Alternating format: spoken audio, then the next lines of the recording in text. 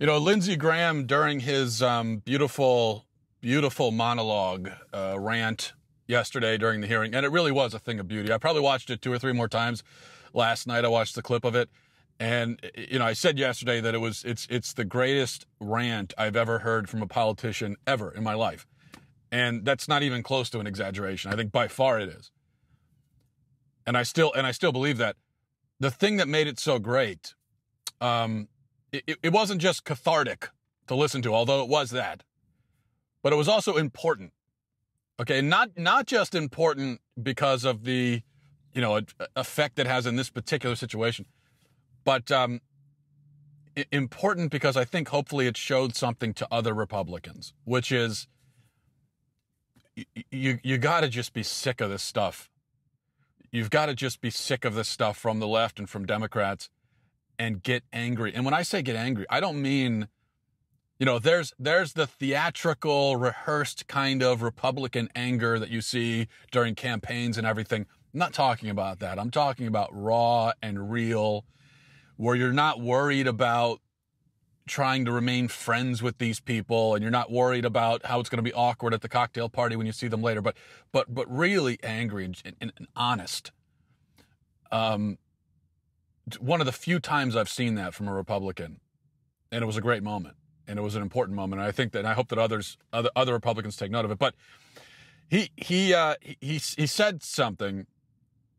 He said to the Democrats, he said, I would never do this to one of your nominees. And he pointed out that he even voted for Obama's nominees, which he shouldn't have done because their judicial philosophies are disastrous. But either way, the point is, he said, I would never do this to one of your nominees. I would never ruin them like this, like you're doing. And you know something? That's true. That actually is true. And I criticize Republicans all the time. I've criticized Republicans more often than I've criticized Democrats because they're the ones who are supposed to allegedly represent me and my interests. So their failures and betrayals and everything are more important to me, and so that's why I've criticized them so often. But so I'm going to be I'm the last one to say that Republicans are all perfect and all that stuff, because that's not true. But it is true that Republicans they're not going to sink that low like Democrats will. Think about this. Republicans didn't want Merrick Garland confirmed, right? And Democrats are still complaining about that. How, look what you did to our nominee. Well, what did they do? They just didn't vote on him. That's all. They didn't want him confirmed, so they didn't vote on him. That's it. And Merrick Garland he didn't get to be on the Supreme Court, fine, but he can go and live his life and do whatever he wants to do. I assume he's still a judge somewhere, and he can do whatever he wants. In fact, in the end, he benefited to some degree by it because his name got out there, and he's a sympathetic figure, at least on the left now. And Republicans don't hate him. Nobody hates him. He's fine. Everything worked out fine for him. So that's all. They didn't vote for him.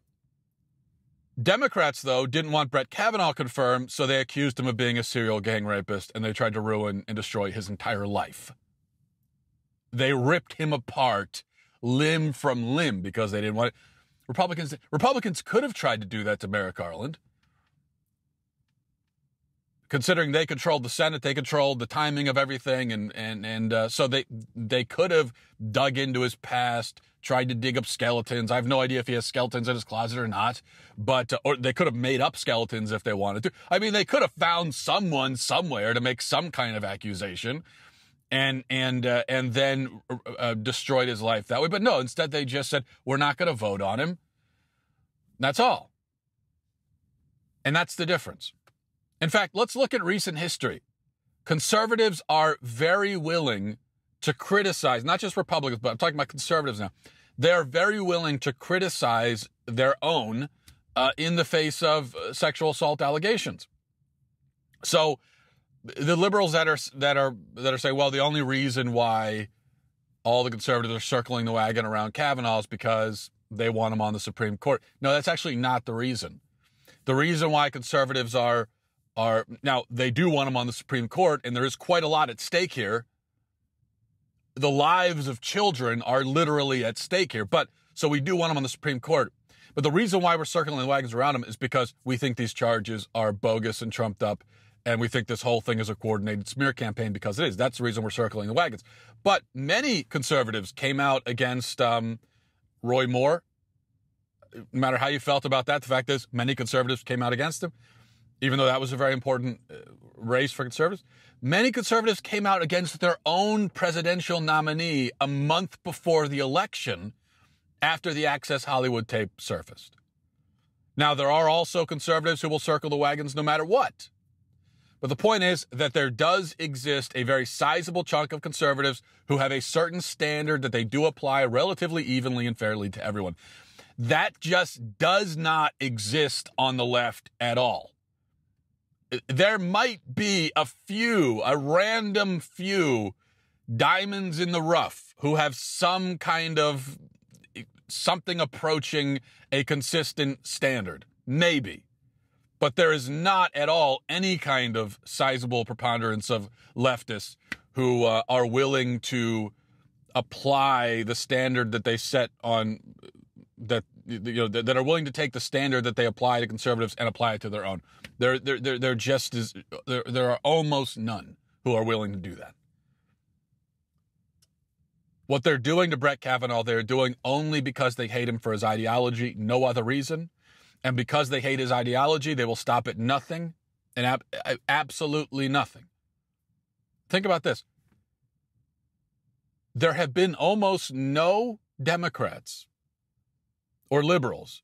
I want to say no because I haven't seen any, but maybe there are one or two. I don't know. So there have been almost no Democrats or liberals who have even taken the position that, look, the Ford allegations seem serious. Let's look into those. Okay, but these others, and I don't think that those allegations are serious or credible, but this is, I'm trying to describe what might be a somewhat, here's a position that Democrats or leftists could take that at least pretends to almost sort of be consistent or semi-fair kind of, right? And that position would be the Ford allegations, yeah, those are serious. The stuff about gang rape and all that kind of stuff, that's absurd. No, they're not. They won't even take that position, okay? They won't even do that. They believe all of it. All of it. They'll take all of it. So they're not going to, there's no discernment at all. They say, yeah, the Ford allegations are serious. Oh, this person's accusing this person over here is accusing him of being a serial gang rapist who was part of a rape cartel, a rape mafia with his other friends, and they would literally wait in lines outside of doors to rape unconscious women, and they did this on an almost weekly basis for years at a time, and nobody ever called the police or anything like that, and there's no evidence of it. It never turned up in FBI investigation. Yeah, sure, that's true. They'll take that too. They'll take anything at all. If somebody came forward and said that Brett Kavanaugh is a serial killer and has murdered 50 prostitutes, they'd take that also. They'd say, yeah, let's have an FBI investigation into that. It's not an exaggeration. They'll take anything. The Democrats on the committee yesterday, before Kavanaugh had even testified, in fact, before the hearing itself, but even at the hearing, before his testimony, they said, and there were at least three of them said this, maybe they all did, some version of it. They said to Christine Ford, I believe you. Which means, consider what that means. You're at this hearing, you've got the accuser up there giving her version, which, again, as we've gone over, no evidence, no witnesses, not only no witnesses, but in fact, there are witnesses that refute what she's saying. It doesn't remember when, where, how she got there. Remembers almost nothing except for Brett Kavanaugh somehow. She remembers that 100%, and she remembers the laughter, and she remembers a stairwell, okay? That's all she remembers. And she remembers, conveniently, that she only had one beer. She remembers that absolutely. Nothing else. Okay. She's given her version. The accused hasn't even said a word yet at the hearing. And they have already said, we believe you, to Ford. Which means, yes, Brett Kavanaugh is a rapist. They said that, they declared that without hearing the other side, just based on the accusation. And then Kavanaugh came out and they demanded an investigation. That was the great thing, you know. Rather than ask the questions themselves, they demanded that Kavanaugh ask for the FBI to ask the questions that they could have just asked if they weren't too busy asking him to ask the FBI to ask him. And by the way, you're hearing from Democrats and liberals that the confirmation, this is what you're hearing. You're hearing that the confirmation would only be delayed by a week. They're saying, look, just delay it by a week. That's all. Just delay it by a week and have the FBI investigate. That's all we're asking for. It's no big deal. Just a week. That's reasonable. And if you don't know any better, if you're obtuse, you hear that and you say, well, yeah, okay, that's reasonable. Only a week. I mean, what's it? A week? It's fine, right? What's a week? What's a week after all this? It's a lie. They're liars. It will take a lot longer than a week for the FBI to conduct an investigation. A lot longer. We're talking at least a couple of months, easily 8 or 9 months. And they know that. And that's the only reason they want an FBI investigation. Because here's the other thing they know. They know that the FBI investigation will amount to nothing. It will do nothing. Because there's nothing to investigate. The accuser has told us everything she remembers, and she remembers almost nothing. They don't even have a location or a year for when this happened. There's nothing for them to investigate. Let's leave aside the fact that they don't investigate these kinds of things because it's not a federal crime. A groping allegation against a 17-year-old 35 years ago is not a federal crime. It's not within the purview of the FBI. But even if it were, there's nothing to investigate. So all they're going to do is just interview and get statements from everybody concerned, which has already happened. But they know that. They just want to delay it until after the midterms. That's the only reason. They are such liars. Everything out of their mouths is a absolute lie. And even if it did only take a week, which it wouldn't, but I'm just saying, even if it were only a week, or even if they found some other excuse to delay things for a week, the reason why they'd want that week is to dig up more allegations. Well, the point is they already passed their verdict. Okay, they already passed their verdict. They passed their verdict before they heard from the accused. It's like a jury. It's like a jury hearing the prosecutor's case and then reaching its verdict, saying, okay, he's guilty. So then what's the point of an investigation? There's nothing that will ever make them change their mind. And that's the one thing. Brett Kavanaugh did a great job. The one thing I wish he had said, which I'm not going to criticize him for not thinking to say this, but given the circumstances, I wouldn't have done half as well as he did. But still, the one thing I wish he had said to these Democrat senators who were asking for an investigation, I wish he had said to them, you snakes, you already said before I got up here that you believe her. So what do you want an investigation for? You've already condemned me. What are you even asking me questions for? Why should I even answer your questions? You're not trying to get to the truth. You've already made up your mind. There's nothing I could... You know what he should have said? He should have said, Senator, is there anything I could say or present to you that would make you believe me instead of Dr. Ford? Is there anything? No, there's nothing. They kept bringing up Mark Judge. They want to hear from Mark Judge. Mark Judge, Brett Kavanaugh's friend from high school. Subpoena Mark Judge. Well, Mark Judge already denied the allegations under penalty of felony. He's already given a statement. So he said, no, it didn't happen. Here's the thing. If you're saying that a certain event never occurred, well, then there's nothing else to be said about it. You're saying it didn't happen. So that's all. I can't answer more questions about a thing that I'm telling you didn't happen.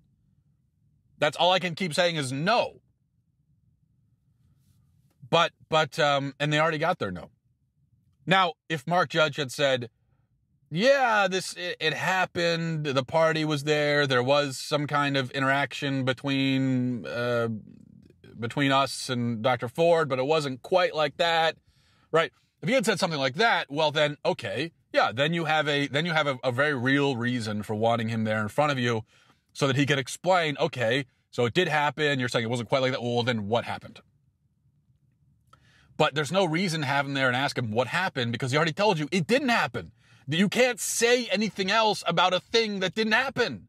Except all you can keep saying is, didn't happen, didn't happen, didn't happen, didn't happen, didn't happen. But they want him there anyway. So why do they want him there? Let's think about that. Why do the Democrats want Mark Judge, who has already denied it? Why do they want him there? Well, they want him because he's just a regular guy. He's a regular guy, and he apparently has a substance abuse problem, which is what we learned at the hearing yesterday. And so what they want to do is they want to parade him in front of TV cameras and rip him apart. They want to take this guy in his 50s, been struggling with substance abuse his whole life, apparently.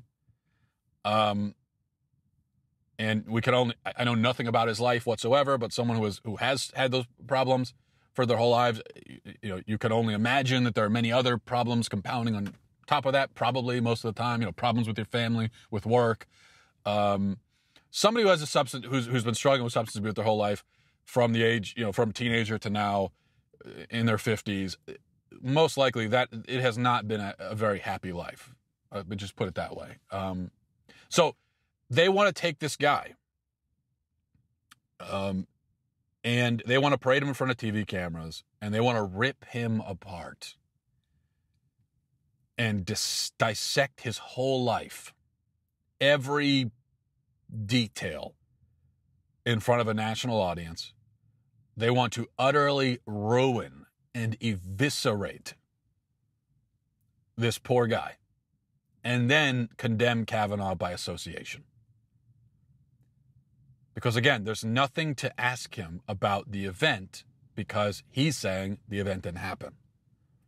So they wouldn't ask him about that at all. I guarantee you, if they had Judge in front of them, they would ask him almost nothing. They probably wouldn't ask him a single question about whether or not this thing even happened. They want to know all the nitty-gritty details of his own personal drug use or alcohol use, and they'd want to know all of that. They'd want to know even later years where he and Kavanaugh hardly saw each other. And then they don't even need to connect him to Kavanaugh directly. All they want to do is say, look at this pitiful alcoholic guy that Kavanaugh was hanging around with. You see? They don't need to connect the dots. All they need to do is guilt by association. And so Republicans, of course, aren't going to let them do that. You think they'd have any mercy on Mark Judge? No, they don't care. I mean, they would rip him to pieces and leave him there, just a clump of matter sitting in front of them, and they don't care if he went home and killed himself because of what they did. They couldn't care. They couldn't possibly care less. Not at all. Someone asked me yesterday, they asked me, how do we come back from this? It seems like we've crossed some kind of threshold here. How do we come back from it? Well,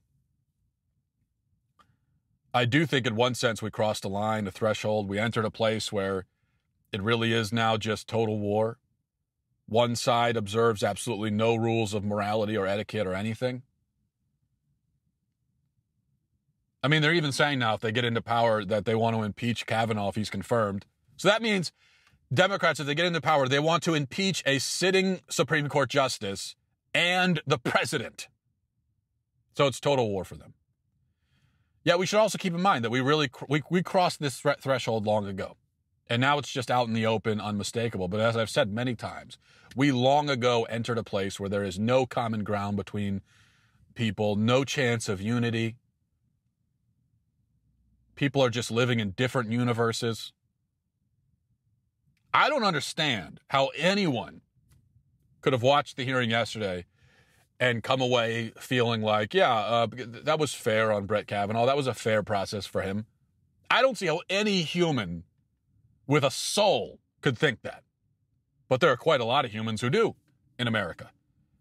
And so they're in a different universe. I cannot, they are living in a version of reality. I just can't relate to them.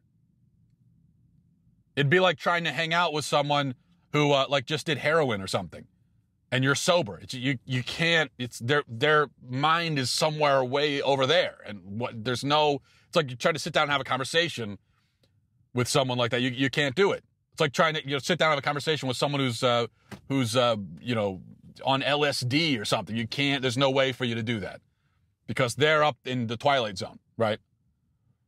And that's how it is with the left. They're permanently on LSD. They're permanently in the twilight zone. I said yesterday, I know it was a very strong thing to say, but I said yesterday that as I was watching the hearing, all I could think about the Democrats, as I was watching their performance, all I could think is, I'm ashamed to share a country with them. And I meant it, and I still mean it.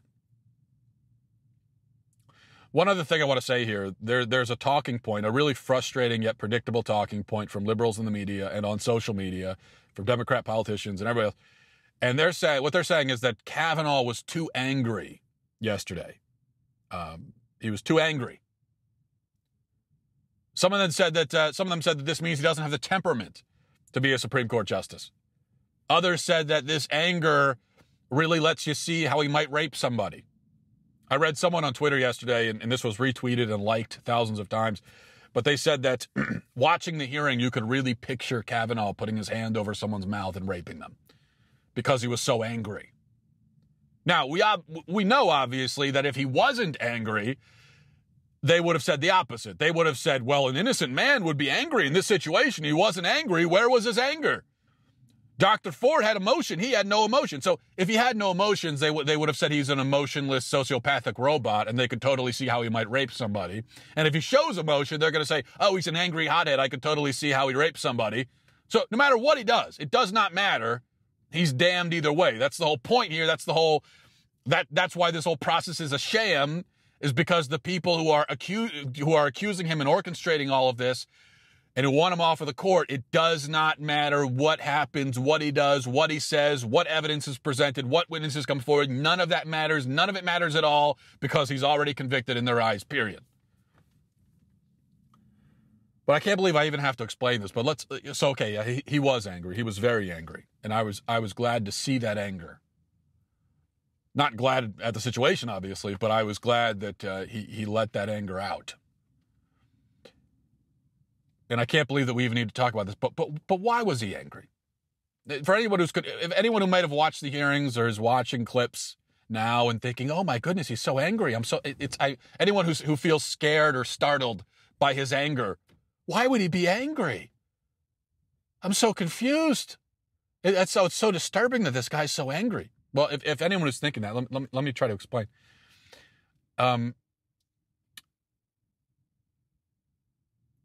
Imagine that you have, that you're on the cusp of some kind of, let's even, in fact, we'll even scale this down, okay?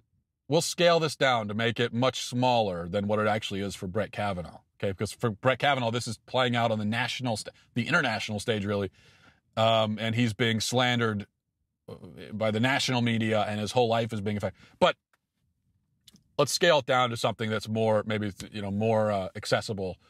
So imagine at work, you're up for some kind of promotion, and there are people at work who don't want you to get that promotion because they want someone else to get it. And so they spread a rumor that you sexually harass. Maybe they start with a rumor that you are a sexual harasser.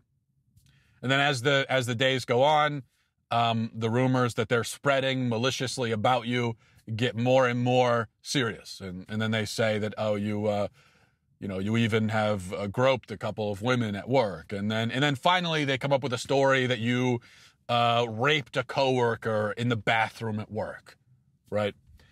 And so they're not just trying to prevent you from getting this promotion. They're trying to get you fired from your job, get you put in jail. Doesn't matter. If you end up in jail and divorced, fine with them. They're trying to utterly ruin you because you committed the sin of performing really well at work and putting yourself up for a promotion. So imagine that. And imagine that went on for 2 weeks. Would that make you angry? I mean, how would you feel after 2 weeks of that? After 2 weeks of these lies? That you've worked so hard your whole life, you've gotten to this point where you've earned a promotion. And now, not only is the promotion going to be taken from you, but everything in your life is about to be taken from you. Your job, your marriage, your reputation, everything, based on these lies, rumors, innuendos. Would that make you angry? How would you feel about that? And if you got a chance to confront the people who have orchestrated this, how would you approach it? Would you say, well, gee, guys, I really don't appreciate this. I really don't. Gee, would you stop trying to destroy my life and my marriage and my family? Would you, please? You know, I'd really appreciate it if you would stop. Would you mind? Oh, you would mind. Okay, well then continue. Sorry, I didn't mean to continue. Yes, continue destroying me. Is that what you would say? Or would you do what Brett Kavanaugh did? And would you be furious and angry and yelling? Well, of course, no, you would take the latter option because you're a human being, responding as any human being would. So what, do you expect Brett Kavanaugh, is he not allowed to be a human being? Is he not allowed to be indignant? Is he not allowed to feel angry at what has happened, not only to him, but his family? Yeah, I think anger is totally appropriate here. And anyone who would try to hold it against him that he's angry, well, anyone like that's just disingenuous at best. All right, been a long week, everybody. Have a good weekend. Talk to you next week. Godspeed.